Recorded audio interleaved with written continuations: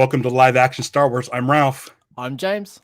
And today we're discussing the Book of Boba Fett, Chapter 7, In the Name of Honor? In the Name of Honor. Okay, good. Season finale. I only just did the artwork 10 minutes ago? 15 minutes literally. ago? It all escapes me. But we're not discussing it alone. From the podcast Into the Garbage Chute and from Star Wars Thrifting, we're joined by Silver. Hi, good morning. Good morning, everyone. Hi, everyone. Hello in the chat. What's up? We got everybody in the chat. It's here bright. It's here bright and early. We're ready to do this. Well, mid-afternoon for people in the UK. For some, there's a few. I can see one in the chat already. We have Jeremy Kelly, Stevie, who's actually in the next room over. Sarah, my sister, of course. Scott D. Aaron, this might be his first time in the live chat. And then former guest of the show, Ed. Ed, who I think had forgotten the show until he messaged me about 20 minutes ago. Ed, so did welcome you watch back, the episode Ed. Of the Book of Boba Fett? Ed hasn't watched the show. Book of Boba Fett, Chapter 7, with 75% more Boba Fett. Yeah. I'd say more than that. I think we got a lot of Boba Fett in this episode. Right. He was in it. We didn't see the palace once though, which I thought was really interesting. I noticed that. You know what's funny is I had sort of predicted that we were going to have this ground battle and they were going to be holed up in the palace. But the thing is, they don't have exterior palace sets. No, there's nothing really interesting. Okay. It's you got cliffs on one side and then a nice rampway. Mm-hmm. Right. So I guess it kind of makes sense. Yeah, keeping it in town does make perfect sense. You know what's funny about this thing, Star Wars, is that Star Wars, leading up to this finale, leading up to the finale of Mando 2 and Mando 1, and of all the movies, speculations go flying. Yeah. And with speculations come expectations. Yep. And I like to speculate. Yeah. But I tried to just get rid of my expectations and just have Same. it be presented as it is, and then take that and go with it. There's something that I've been tweeting out a few times recently in this last week. It's expectations lead to entitlement leads to shitty Twitter rants. And no one likes that. Yeah. It's not fun, everyone. It's not. Just enjoy it. It's a downer. Enjoy it. Mm-hmm. But I think one of the things with this episode is, which I sort of, my expectations weren't met and it kind of bummed me out. Was I was expecting story. I had that my first watch because I've been able to watch it twice now, and first time round I was like, my general thought was that was fun, but I sort of felt a bit empty with it. I was just like okay, yeah, that was a fun battle episode, but yeah, there wasn't really much more to it. I enjoyed it a lot more on my second, with expectations, as you said, bought a lot lower. Right. I got to just enjoy everything that I was seeing more than thinking about what's going to happen next. Sure. Silver, you sound like you're in the same boat. Yeah. I'm still, this is coming from my very first watch. I've learned to kind of just same as you, just not have my expectations and just kind of, I was really happy to see Boba, definitely. And I feel like everything was kind of leading up to this big, the storm is about to break, that this battle was going to happen. But it was the entire episode of just action, battle. In a world where, so me and James know each other because we like the show Lost. Yes. And the Lost was centered around story and stuff like that. And that kind of ushered in a new age of television, which was all about characters and story structure and all of the stuff your Breaking Bads and all that kind of peak TV. nonsense. Yeah. Right. I agree. And now we're bringing Star Wars into that. And I feel like with the Star Wars movie, it works great when you have a nice big battle in the last act.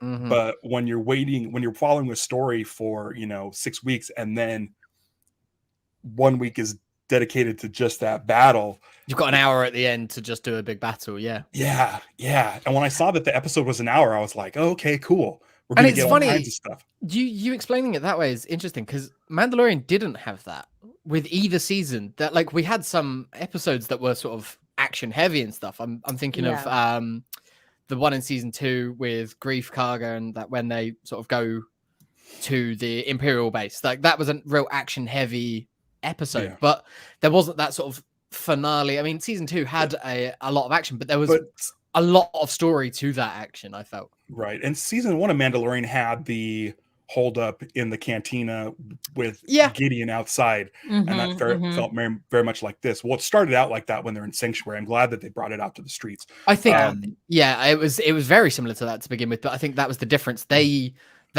scurried into the tunnels and had story to tell, whereas this just spilled out onto the streets and kind of got bigger. And I think maybe because it just feels a little bit rushed also is because we spent the last 2 episodes kind of away from this story. And I think that's kind of what's really confusing, is just kind of like the structure of these episodes. And I get that they're telling an overall story. And I trust me, I love the last 2 episodes prior. I'm a very easy Star Wars fan to please. Like, I enjoy it. But you're in good company. It's sort of a mantra. I enjoy everything. But I can say that it was, I just felt very, like you say, like there's just lacking of story, because it's almost like how are we going to finish or almost go back to, I guess, what they left off in chapter 4 since the last time. It's been a while. It's a little bizarre. So I think that's why maybe, again, I don't know. I think I'm with you, James, where you just like this episode ended, and I kind of felt a little like, okay, that's kind of needed a bit more of an epilogue or something to it. I was just like, I saw the runtime. I was like, okay, cool, right. So I think it was as it faded to black when Fennec left after her assassination. I was like, okay, so we're gonna get some sort of an epilogue, but there's not enough runtime here to sort of wrap up everything that I wanted wrapped up. And at that point, I was thinking, okay, cool. So we're gonna get a season 2. I think. I hope. I hope. I don't know, but I mean, I'm also like, are we gonna get a season 2, or is this all gonna be part of the Mandalorian? We said it a couple of weeks ago, Ralph, that I feel like the titling of this is what has caused the problems and people. I like the title Book of Boba Fett, but I feel like it should have almost been the Book of Boba Fett, a Mandalorian story, or like when you say book, it implies story.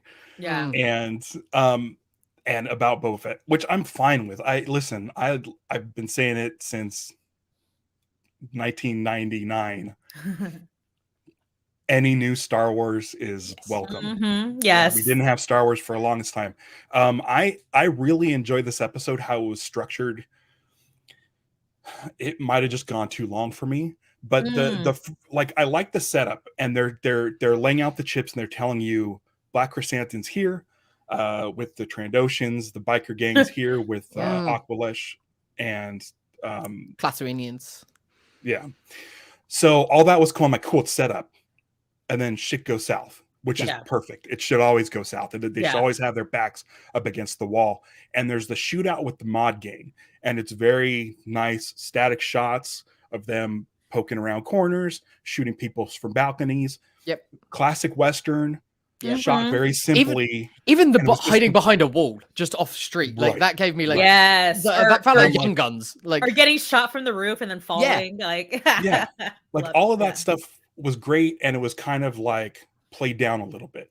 Okay. Then we get the shootout with Mando and Boba Fett, and now the camera starts spinning around them. They're flying. It's more dynamic, and so it ramps up the action. And I'm like, this is great. Yeah, like I'm ready. I'm like, let's do this. Yeah, we've seen the boots on the ground. Now we're getting the floaty camera with them in the air. It's great. And it's like, I'm like, let's get this, and then we'll get into Cad Bane, and then we'll finish out the story. And then we get to the Rancor. I'm like, oh shit, I forgot about the Rancor. Okay, this is awesome. Now we got Rancor King versus Kong. droids. Yeah. And he busts up the one droid, and then it's like, oh, well, there's another one, so we're going to go through it again. Does that, and I'm like, okay, cool, done. Now we're going to get the rest of the story. Oh no, the Rancor's loose. More destruction, more fighting. I mean, for 4 years, I co-hosted the Kaiju podcast with Jorge Garcia. It's a show I loved. It's a show that I look back on fondly, and I love Kaiju stuff. And I totally appreciated the King Kong stuff. It was, I was almost expecting the X-Wings to come in. Yeah. Yeah. But then it was just like, it felt like it went on too much. I'm like, I want story. I'm at the point where this action is great, but don't make me get Star Wars fatigue in the middle of the Star Wars. I agree. But I loved like everything I thought was cool, but I just needed substance. Yeah, it's weird. There was nothing that I didn't enjoy, but I just wanted more. And you could have trimmed some of the stuff that I enjoyed to give it the same runtime and just sort of flesh out some of the other story bits, I think. Right. I want to bring up this message from Scott D. That chainmail saving Grogu from flying objects impacts are ready. I was half expecting him to pull out his lightsaber. Yeah. Last week, I wrote a tweet. People were up in arms about Luke dealing in absolutes, having to pick one or the other. And I'm like, no, Luke's not embracing the old Jedi way. He's doing a new way and will allow Grogu to have both. And I was just waiting for that lightsaber to come out. It didn't. I'm hoping it's still there. I'm sure that's not the last we've seen of the lightsaber or Luke. Yeah. So. Well, I mean, the fact that it was only R2 that brought Grogu back, we know that R2's a bit of a scamp. Like, Luke might not have sort of said to Grogu, yeah, off you go. He might have sort of left Grogu with the choice. We just, off screen, Grogu just went and said, yep, my shirt, and I'm having a bit of that. And then he was like, come on, R2, like, let's go. And I feel like it's the sort of thing that R2 might have gone, yeah, you know what? Fuck it. I'll just take this kid back. Did you guys think? Just like hijacked Red 5. I like that a lot better than what I thought. Yeah, I'm gonna go with that. I mean, I don't think that's what happened, but let's just go with that. I'd love to see it. Did you guys think the Rancor was gonna eat Grogu? No.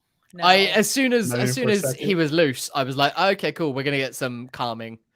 So he kind of dealt with the Mudhorn in episode 2 of Mandalorian season 1, and now this Rancor. So he kind of seems to have traits similar to Ezra. Yes, but I feel like it was the animal handling sort of I love that. skill. Yeah. But I like how it's different. Instead of just sort of the brute force of lifting the thing up, as he did in episode 2. He went in a very calm demeanor. Like he went in a much more Jedi way. Yeah, I enjoyed that. And I think that having Mando look at him and sort of see him using these powers in that way is like, I don't know. Okay, it is important that he knows some of this stuff. He doesn't need to train with Luke in the sort of dogmatic Jedi way, but him having a connection to these abilities that he has is important and useful. And then he gets to go and cuddle up and have a little nap next to it, which was adorable. Well, what's interesting is that last week, Luke says, I'm actually thinking that he's probably more remembering that stuff that he was trained before. So, I mean, because it was explained that when he was taken, everything went dark. Like he completely like shut that part out. So Grogu can be very much just as he's opening up, getting more comfortable, with this, his surroundings, obviously his relationship with his dad, and he may be opening up a little bit more and being more susceptible to the Force, and just remembering like, hey, I actually remember doing this instead of doing like a reactory thing. It's not just a instinct, it's actually with intent. Yes. Yeah. James, at the beginning of Mando, Grogu is said to be 50. Do you know where that puts him at Order 66 age-wise? Age-wise, Order 66, no, but I think he's born around the time of Phantom Menace, so it would be what, 10, 12 years after that? 10 years, 12 years. Yeah. Okay. So he'd be a young little baby. Oh yeah, Yoda, but wasn't there a book that said he was born around the same time Anakin was? Mm-hmm. Okay. When Yaddle and Yoda were both on the council together, you know. hint, hint, hint. You never know. Didn't Pershing say he was a clone? Did Mm, Yaddle collect the DNA from Yoda? Oh Who my knows? gosh. Yeah. Maybe a secret. In Yaddle- the yeah, in the Yaddle was old-fashioned secret way. I am convinced that we're going to see, or at least have Baby Yoda, have Grogu hinted at in Bad Batch Season 2. With the Mount Tantus stuff and Wayland and all of that and the cloning facility. I think we're going to see Dr. Pershing in there as well. I think so too. And yeah, they're gonna put Grogu in as much as they can. Yeah. I was thinking, I was watching Screen Crush. Mm-hmm. They were talking about who rescued Grogu. Mm. And in the video, I don't think anyone rescued him. I think he was taken by the Imperials.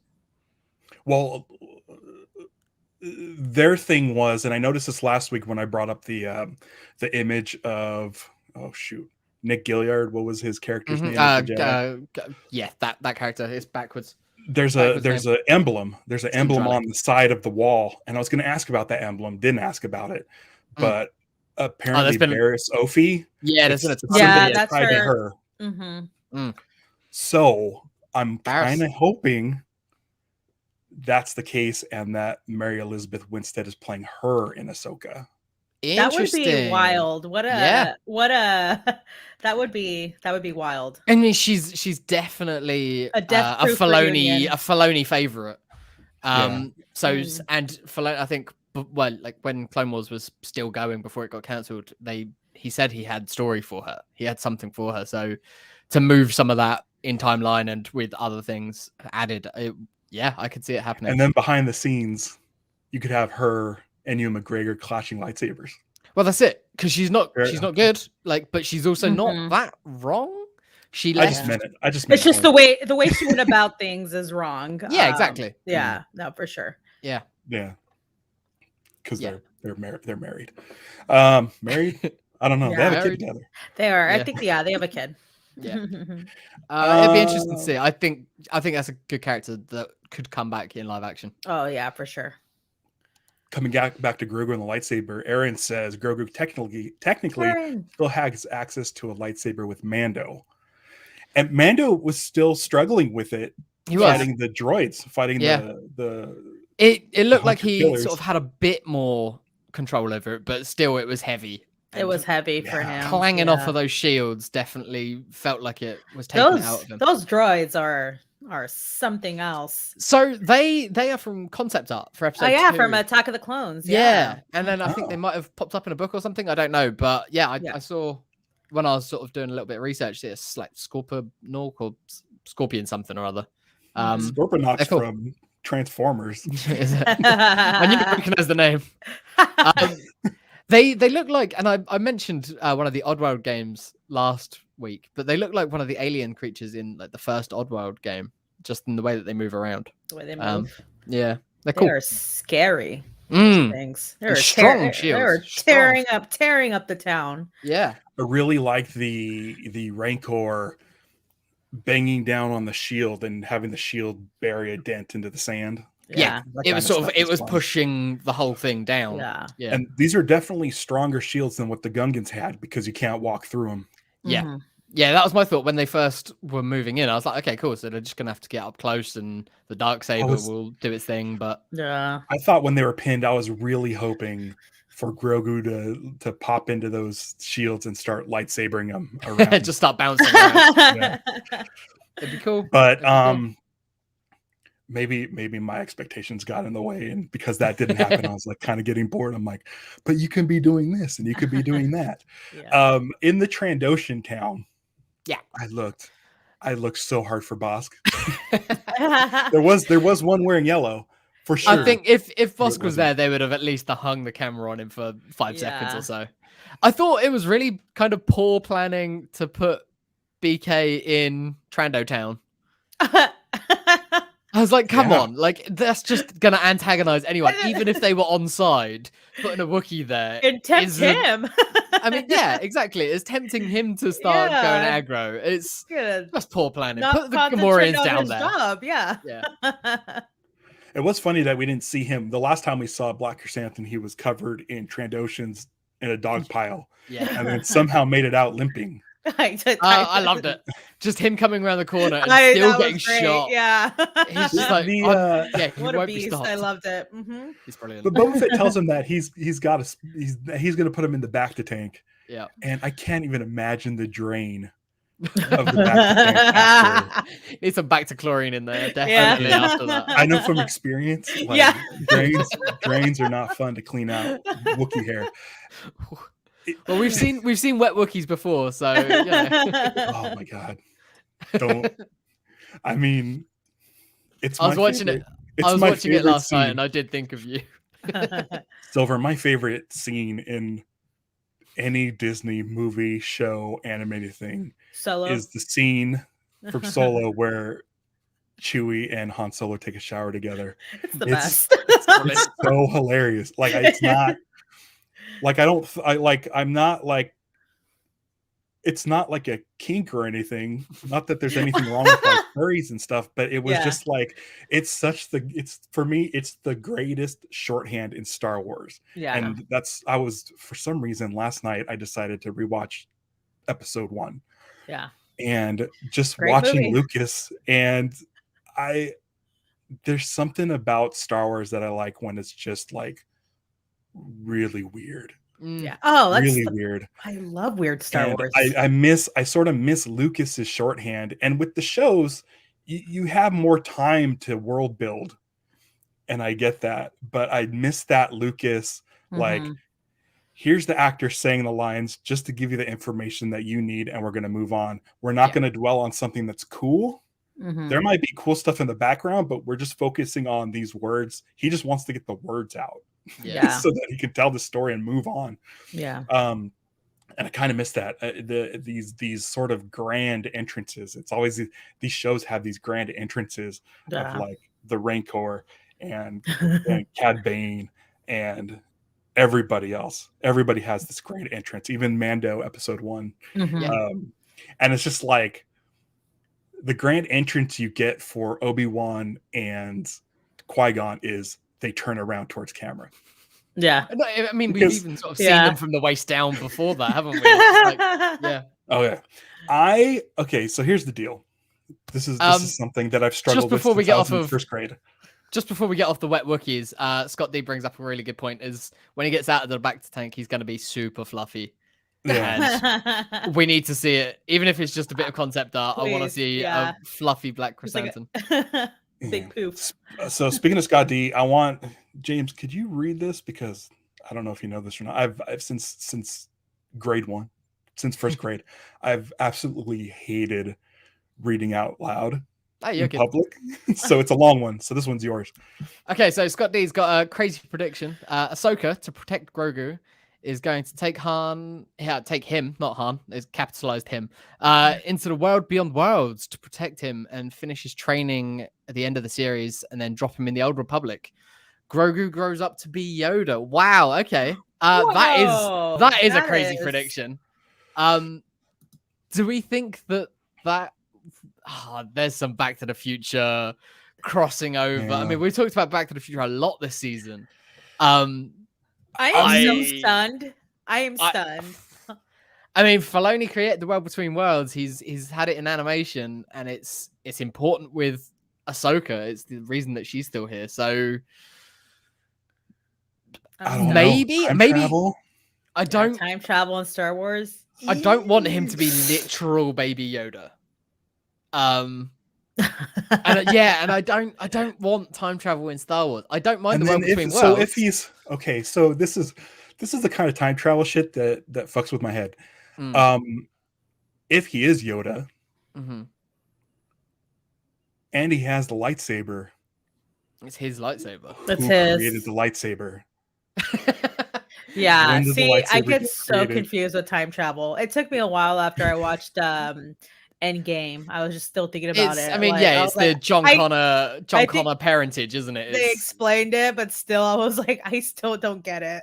It's chicken and egg, Yeah. but it's I- Scott. So it is a crazy prediction. It's cool though. It's interesting. I like listen, it. I don't It's want it to awesome. happen, but I like Yeah, seeing I love it. like seeing this. I love wish. the fact that we were talking about it. It's Yeah. like if it cool to happens, think we have the about. screenshot. We'll show Yeah. the screenshot in a couple Mhm. years, Mhm. and Yeah. Scott will be Scott. hoisted up on our shoulders. Yeah. So speaking of crazy Man. predictions, last night I was watching Solo, and at the end when we're in Dryden Voss's his room, he's got that Mandalorian armor that we've always seen there. Mhm. And I just threw out the what if we do see Kira and she shows up wearing that. Yeah. Oh, I think it would have been cool. But again, it's that whole thing. I think we were all expecting, hoping, Yes. whatever level of thought we were putting into it, that we were going to get some Kira, possibly Han and Baby Ben. And it was, we got nothing. Yeah, I thought for sure. I thought for sure Kira. More so than I guess seeing Luke and Ahsoka the last episode. Yeah, I agree. You know what I mean? Like that Kira felt more more natural to what was going on. For sure. I assumed with the ending where we're getting close to the end of the episode, and I gotta stop assuming. But when Fennec takes out everybody, oh yeah, and she's in that room by herself, I almost half expected her to turn on hologram. Yeah. Of Kira saying the coast is clear.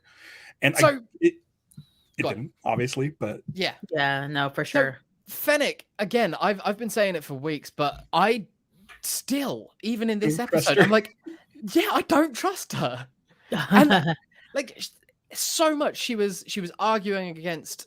She wanted the spice trade to still be around. She didn't agree with the tactics that they were going into, and then she saves the mods, and that was cool. That was a really nice moment that she had with the one of the main mods that we see. Like they had a nice sort of heart to heart.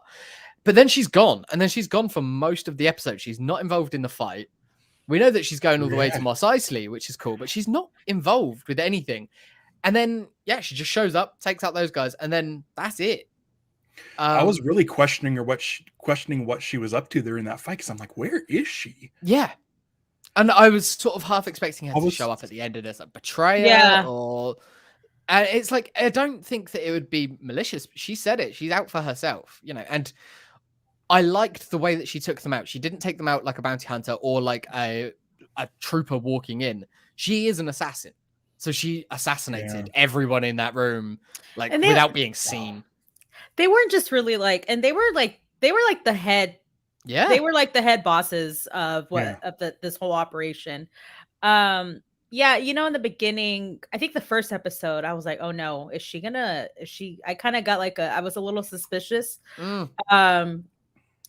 But I don't know. I think about chapter 4 and just kind of like the connection that her and Boba, how their relationship grew. Mm-hmm. And even when she was talking Boba down in that first initial reaction that he had with Cad Bane.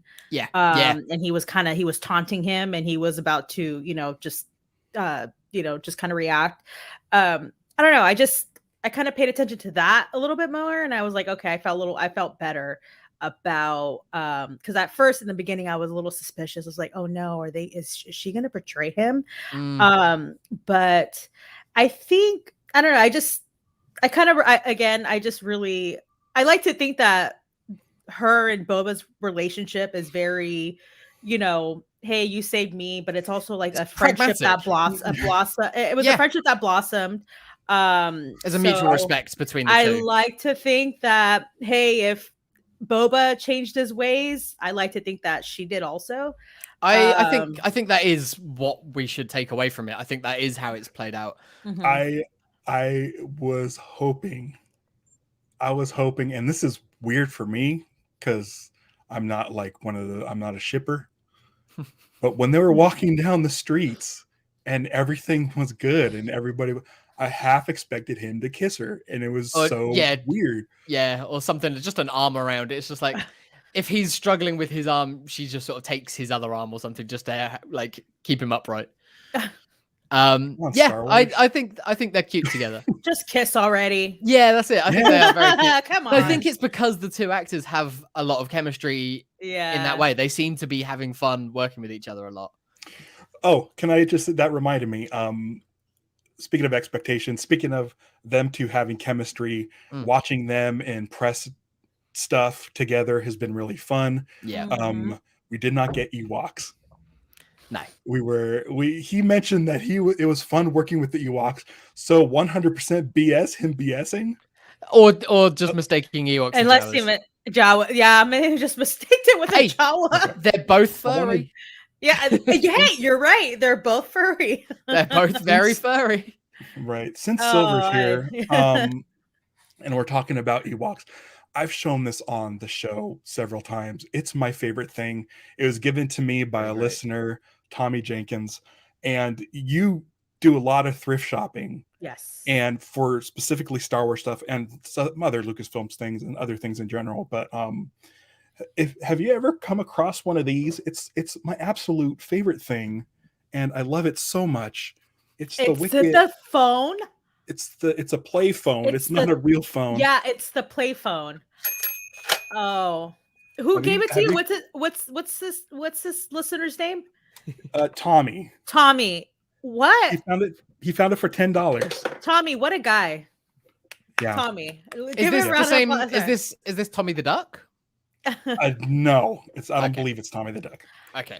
That Ewok phone has been haunting me. I've seen it at a flea market years ago, and I saw the vendor was asking for a I think the vendor was saying $20, and I just thought that's a little too much for a flea market, and I'll just walk away. But ever since then, you haven't seen one. Haven't seen one, and it's been bugging me. It's been taunting me. So Tommy, $10. I gotta say, respect, and also, what a nice guy for sending it to Ralph. So that's great. Right, I stand. I love it. That's awesome. Let's. I want to talk to you about thrifting so much, but we can hold off for a little bit. Yeah, from one Tommy to Tommy the Duck. And also Stevie mentioned, do we think that Cad Bane is really dead? Yes. When I saw, did anyone else think the same, that when we saw the post-credit scene that it was going to be Cad Bane in that tank? No. Did you not? I didn't. For some reason, I'm an idiot. I think he's done. I just assumed it was going to be Black Chrysanthemum because that's what we said was going to happen. And then I didn't mention that in the show. He said, so I thought, okay, that's why are we watching this? Okay. With just because of the comedic value of seeing the Wookiee in there. Yeah, seeing the Wookiee. Blow dry his hair after. I agreed with Tommy that I thought it was going to be Cad Bane, but I was happy that it wasn't. I was happy that it was Cobb Vanth. And we're gonna get Cobb mod because we're gonna get a modded shoulder. Yes, which I thought the way that he was shot, I didn't think that he was in that much danger. But then when the Freetown irregulars arrived and they said, they gunned him down in cold blood. I was nervous. Was it cold blood? They were drawing on each other. Yeah. so let's see if they believe he's dead. Who took him to the mods? Do they believe he's dead though? They might not believe he's dead. They might have just gone, they gunned him down, but he's recovering, and then as soon as let's say they didn't. Yeah. It was Bosk, right? Bosk took him. Bosk, Dengar, all of our favorites. Yeah. Mephisto. Mephisto. Ralph Boner. That's right. Oh, it was the missing Tuskens. We know that he's friends with Tuskens. He's friendly with Tuskens now. So we got the Freetown irregulars coming in as I predicted. But we didn't get the Tuskens. There was no Tuskens. We predicted a lot, to be fair. We didn't predict. We just sort of threw shit at the wall. Threw so much stuff at the wall. Hey, something will stick eventually, so just throw it away. I was really hoping that we'd see the Tuskens. Same but here. Apparently not. Apparently they were all slaughtered. Well, when they definitely mentioned they couldn't get through the bubble shield with energy weapons or projectiles, basically. I think they were saying, but yeah, kinetic weapons. Right. So when Boba Fett left, I'm like, oh, he'll come back with gaffy sticks made of wood. That'll be able to break through, and he'll have the Tuskens, and that'll be it. But no, he did come back with a gaffy stick. My first time round, I didn't notice. Cool. I didn't notice him with the gaffy stick when he was on the Rancor, because he'd fired off a rocket as well, and then later on, you can clearly see that he's got a reloaded rocket. He replenished it, yeah. Yeah. So when he went back to the palace, he reloaded the rockets. And he picked up his gaffy stick. Oh, that's awesome! That's sweet. I didn't know that. Yeah, that's something I noticed on my second watch. That's cool. I love the part where Cad Bane had his blaster on Boba Fett, and Boba Fett does a quick roll, and the gaffy stick knocks the gun out. That was really clever, fun action. I think there's a lot of stuff in here. I feel like it was just more fatigue. It was really good character development as well, because he couldn't beat Cad Bane as a bounty hunter. He couldn't beat him the way that he used to fight, but he was able to beat him as a Tusken with his new abilities that he's learned and everything. It took that to be able to best this guy that has kind of been Bane in his side for a long time. We didn't get the flashback of that scene. We didn't. It was sort of alluded to, I feel. That's what I liked. Enough that if you know it, then it's there. But if you watch it and you just met Cad Bane for the first time last week, and you're not going to do a deep dive and watch Alex and Molly's videos explaining who Cad Bane is, then you don't need to worry about who he is.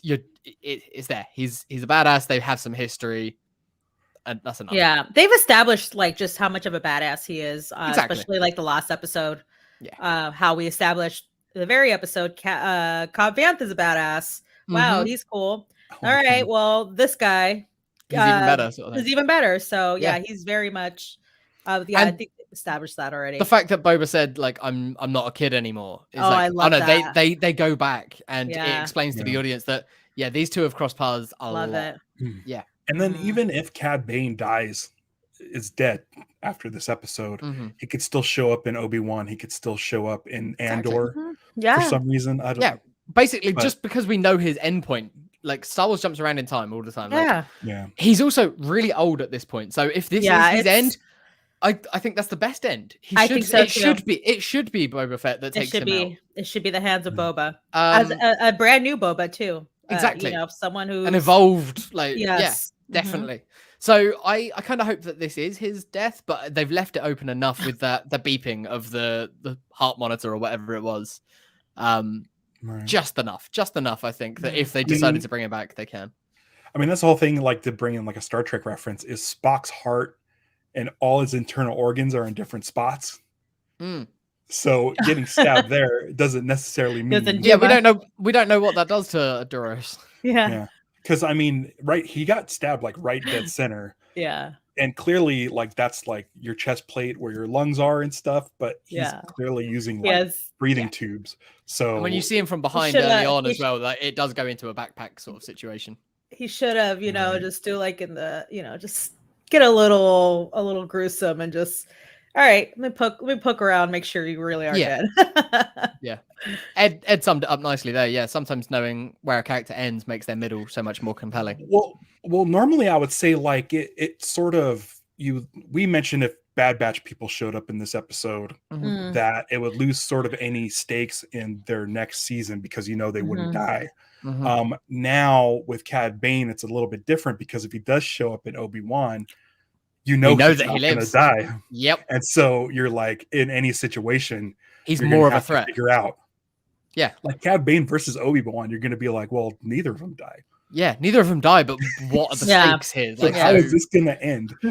But Cad Bane versus a rebel that we've come to like in Andor, that we might not know the fate of, then sure, he could be the reason. Yeah, I like it, and if he is dead, then I'm totally okay with it. The only other death though that we got was the Gamorreans, and R.I.P. to those Gamorreans. R.I.P. to those loyal Gamorreans. They were great. I was sad.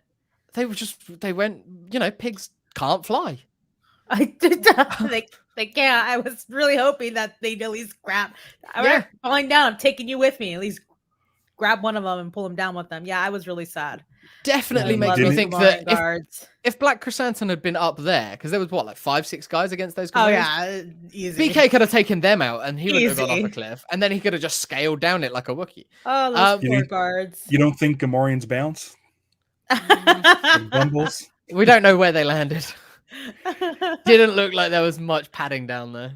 The squeal as they went down was it was sad. It was heartbreaking. So sad.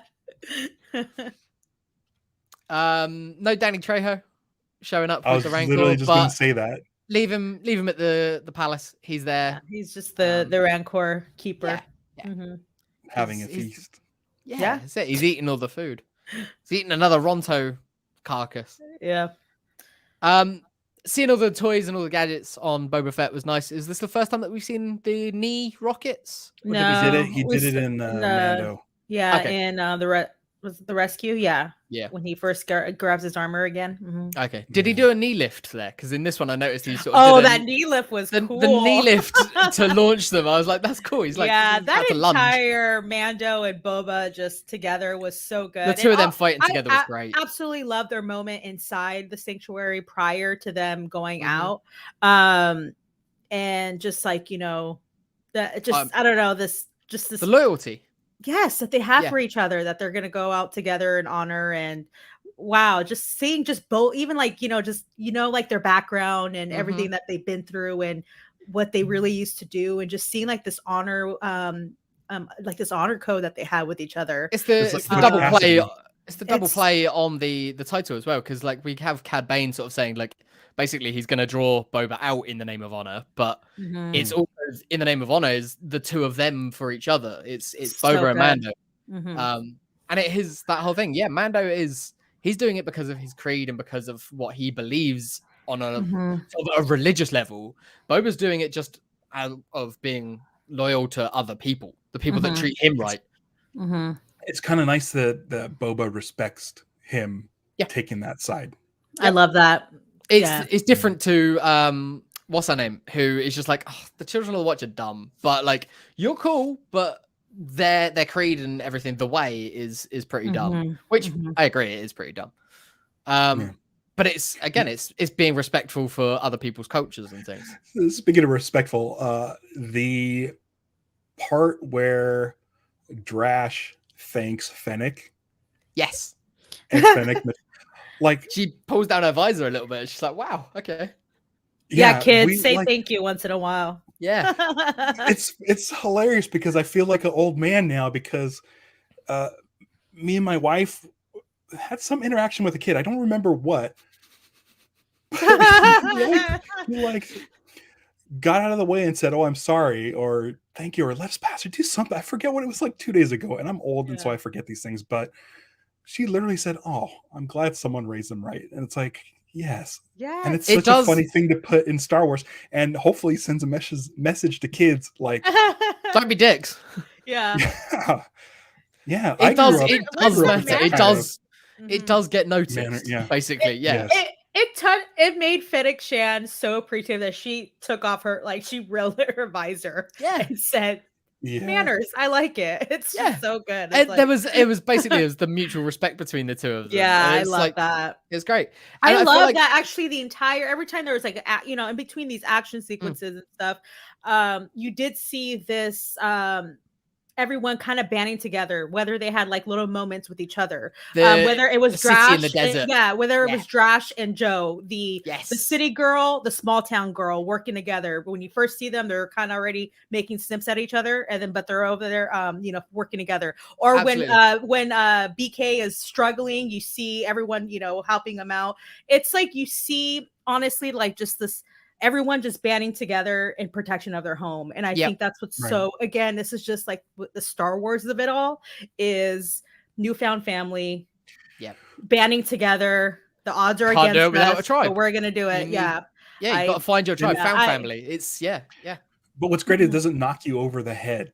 Yes. Like it's sending a message that we should all work together against the common evil. Yes. And an absolute evil. And it's like the Rebellion, but it's on a street level. It's I love that. Rebellion. Exactly. They are like the Rebel Alliance. Exactly. They're just all these different factions. They might have slightly different ideologies and stuff, but they know that the criminal syndicate on this planet is the real enemy here, so they can bandy together. And yeah, so good. It's good. It's really good. What else have I got? I'm just looking over my notes. The last little bit sort of brings it all back together that this and Mandalorian are the same show. This was just like we had a few episodes that weren't focused on Din. They were Boba and Fennec, but it is all the same show. This, I really do consider this season 3 of Mandalorian. And like seeing like the fact that the last real shot of the episode was Mando and Grogu with Mando's music playing, and flying off, and Grogu being cute, tapping on the window, and just be like, "Go fast, go fast, go fast." Yeah, that was really cute. Yeah, that and the way that it ended with that, it's like, yeah, okay, you could see it as like, okay, cool, now we're back to their show, but it's not. This is all still one show. Right. Yeah, and I think to your guys' point earlier, how it is titled The Book of Boba Fett. I think that's, the arguments can be made. Well, it doesn't really feel that way, and all that stuff. But Adam, our friend Adam Frazier, friend of the show, Adam. Friend of the show, who was here I think with you guys last week. He had a thread on Twitter, and it was when Kathleen Kennedy mentioned or announced that the next chapter of Book of Boba Fett in 2019, the next chapter of Book of Boba Fett will premiere in December. That's why after Mandalorian season 2 came out, you had that, after post credit scene with Book of Boba, and everyone was confused. Like, does this mean that this is the season 3? So there was a lot of confusion. I wish maybe if they marketed this show more in the beginning as like this is part of the Mandalorian story, everybody. Yeah. Just to let you know, but we are going to focus a little bit more on Boba Fett. Yeah. So I can see, I agree. I think it would have been to the benefit of the show and all of it together if it had been marketed that way. But I can see from their point of view as well that, like, because my girlfriend Liz hasn't seen all of The Mandalorian, but she's watched all of this and really enjoyed all of Boba Fett.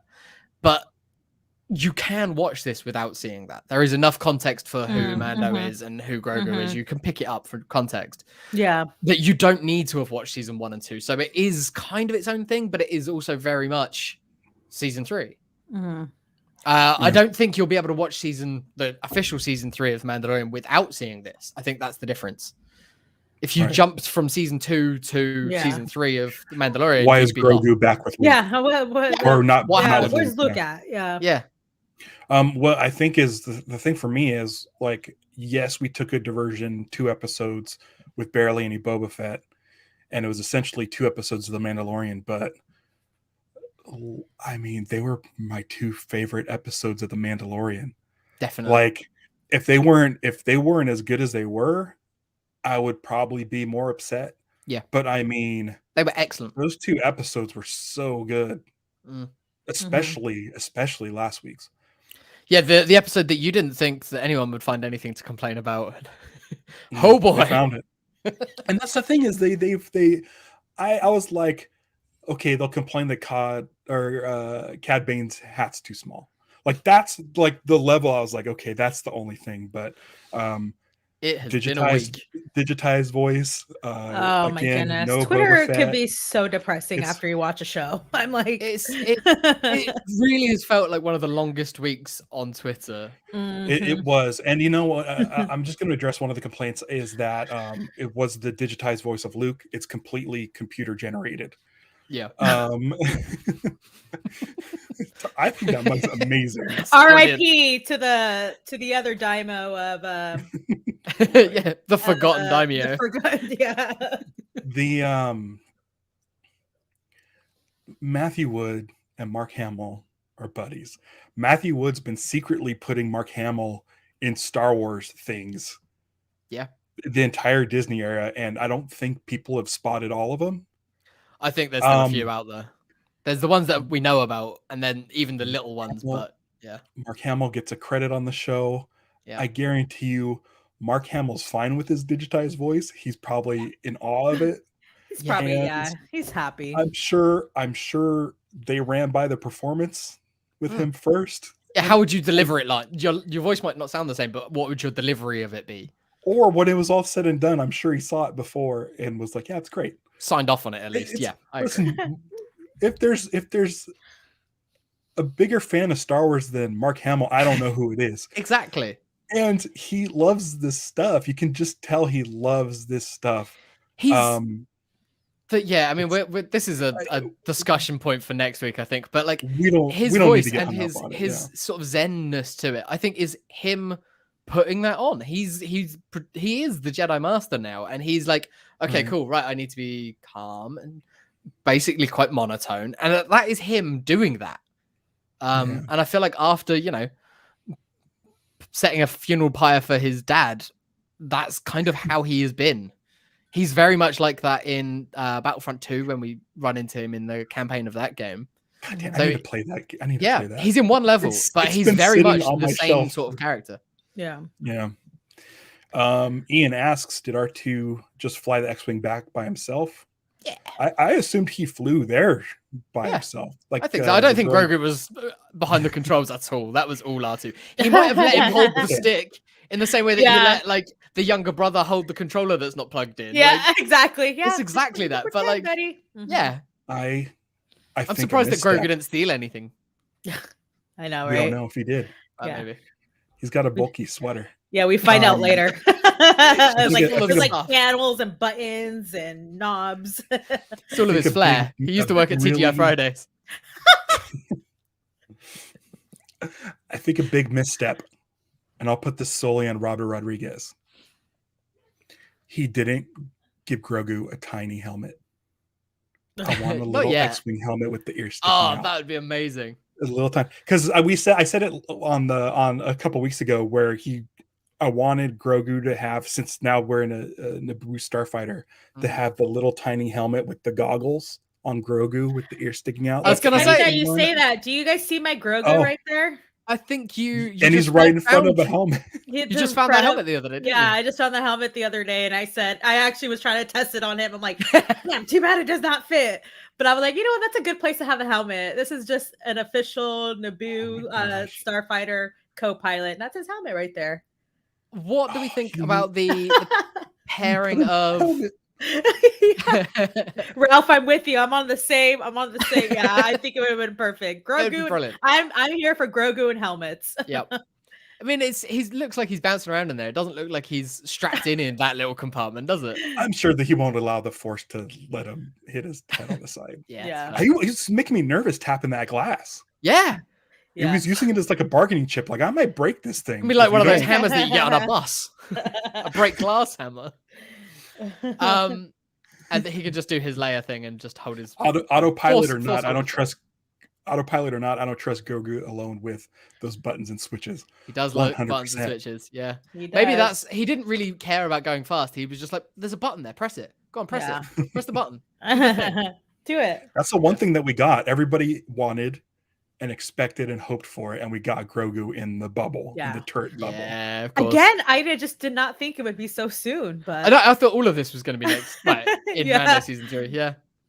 What do we think about Pelimoto and the Major Domo? We talk about not shipping stuff. I ship it. Ship it. They were great. I love that. Amazing. I love that they showed up in that droid from Attack of the Clones, the droid that carries the taxi. Yeah. Yes, I love that she showed up on that. And when Mando jumped on it, it was totally like I feel like a cowboy just jumping on a wagon, just just shooting it. Just looked really cool. The concept art of it that we see at the end is amazing. Yeah. Like, I love that piece of art. She lost a tooth. Yeah. Pelly.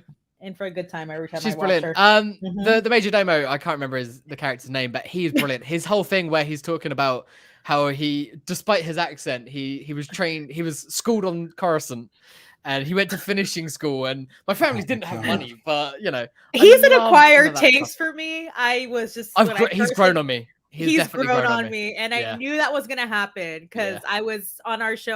My first time I met him, I was just like, I probably went on a tangent of how much I did not like this character and how this character did not fit in Star Wars. I was one of those. That's how bad I was, complaining. I said, I bet you I'm going to be eating my words when the show's over. And sure enough, I very much enjoy him. I hope he's kept around. I think he'll be the whipping boy sort of thing. I think they'll definitely put him down at every possible thing, but I feel like they're gonna keep him around. He could have gotten killed so many times in this episode by the Pikes, by Cad Bane, by anybody, by Boba Fett and Mando. I was like, so the fact that he didn't leads me to believe that they want to utilize him more. Yeah, he'll be around. He'll be around.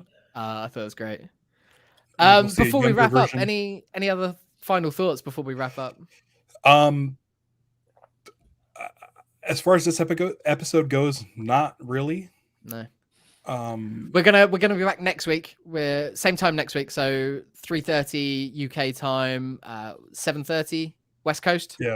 Next Wednesday to talk about the series on the whole. So, any thoughts, theories, where you think it's going to go next, what we're going to see, anything between now and next week? If you've got them to us, you can send it over, and we'll definitely read it on the air. Yeah. I want to talk. We got a couple minutes here. Everybody in the chat or listening, if you don't follow Silver at Star Wars Thrift on Twitter, and then your Instagram is Star Wars thrifting, underscore thrifting. Is it underscore thrifting? Yeah, Star Wars thrifting. Underscore thrifting. Yes. Yeah. Do it, because there one are of a lot of the fun best toys out there. Yeah. And she's finding them. Yeah. And your love of episode 1 and you finding the episode 1 merch puts me in the mindset of May 25th, 1999, which was like the greatest spring for me. Oh, that's awesome. We've talked about it at length. I think both of us have got such fond memories of that time. Yeah, that's good. Taco Bell cups. I remember cups. They had these window decals at the sit down Pizza Huts, and me and my friends got the one that had Yoda and Mace Windu on it. Nice. Just collecting cardboard cutouts of episode 1 stuff and getting super amped up. Yeah. That's for good. The movie. So everything you find, you just found the VHS box set of the collector's edition of episode 1 in a recent post. Yes, that's actually it's actually like my third one I think I found. What film frame? Did you look at the film frame? I did not. You know what? And I know you asked, and I have not looked at it yet. Okay. But I'm gonna look at it. I am bummed that it didn't come with the art book. Normally they do. But those it's pretty common how much there was a lot of episode 1 merch created. So more than anything else. Come across plenty of it, and just like the merch behind is insane. Yes, I thought I had a Pizza Hut Taco Bell coupon from 1999 here somewhere that I found at a flea market in a storage box somewhere. Probably one of the best things I found. But yes, thank you. I'm glad that you feel that way, because again, that's why I started posting stuff, is because I love when it sparks a nostalgia fuzziness for some that they get reminded of things, and love it. Cool. Tommy was asking if you have a Facebook.